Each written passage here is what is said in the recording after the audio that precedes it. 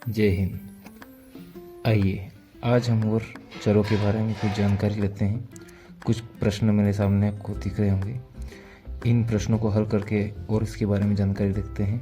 Video को पूरा अंत तक देखिएगा, पूरा समझ में आएगा। जैसे पहला क्वेश्चन है x का गुणा कोष्टक में दिया है x प्लस वाई में करना है।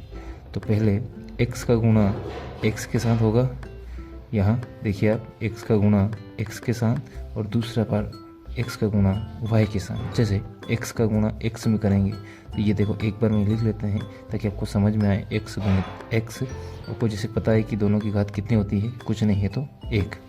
फिर बीच में प्लस है तो प्लस x का गुणा y के साथ तो x गुणित y। ठीक है, तो आगे हम अगर देखें इसको तो ये x का x में तो 1 प्लस 1, जैसा कि पिछली वाली वीडियो में हमने देखा था 1 प्लस 1 और प्लस, और ये दोनों अलग अलग चर राशियाँ हैं। तो इन दोनों को घातों का हमें जोड़ना नहीं है, केवल x और y को एक साथ लिखना है। अर्थात इसको हम जोड़ के लिखें तो अपना फाइनल बनता है x की घात 2 प्लस एक्स वाई।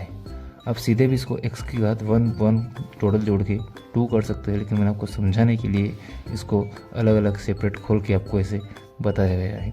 इसी प्रकार से इसका ये आंसर हुआ। और आगे देखिए अगला क्वेश्चन है 2x का गुणा 3x प्लस 2y में करते हैं। तो वही मैंने बताया था पिछले वीडियो में कि पहले हम चिन्हों से शुरुआत करते हैं, फिर अचर राशियों से शुरुआत करेंगे और फिर चरों का गुणा करते हैं। तो जैसे ये प्लस तो हम आगे करते हैं चर का चर में प्लस तो प्लस ही आएगा। 2 का गुणा 3 में तो 6, और ये x 1 और x 1 तो टोटल मिलके मैं सीधे लिख रहा हूँ ताकि आपको मैंने एक बार समझा चुका हूँ। तो ये x की घात हम सीधे कर सकते हैं 2।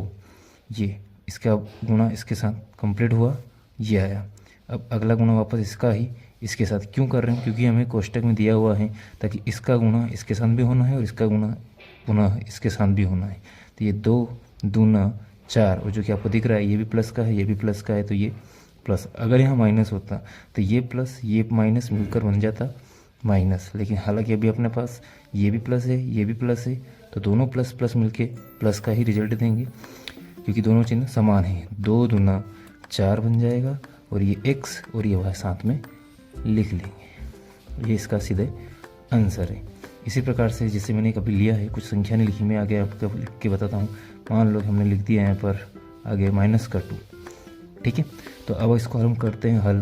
तो इसके साथ चर राशि नहीं है, केवल मैंने सिर्फ अचर राशि ली है। तो इसमें हमें क्या करना है कि वही संख्या चिन्हों से शुरुआत करते हैं। माइनस का माइनस में प्लस बन जाएगा। 2 का गुणा 3 में करेंगे तो 6, और इसके साथ चर राशि नहीं है लेकिन इसके साथ है, तो एक बार इसको लिख कर ऐसे लिखेंगे। फिर माइनस का गुणा प्लस में करेंगे तो माइनस प्लस माइनस, और 2 का गुणा y में होगा तो ये 2y। इस प्रकार से हम चरों का कोष्टक के बीच में भी हम इस प्रकार से गुणा कर सकते हैं। जय हिंद।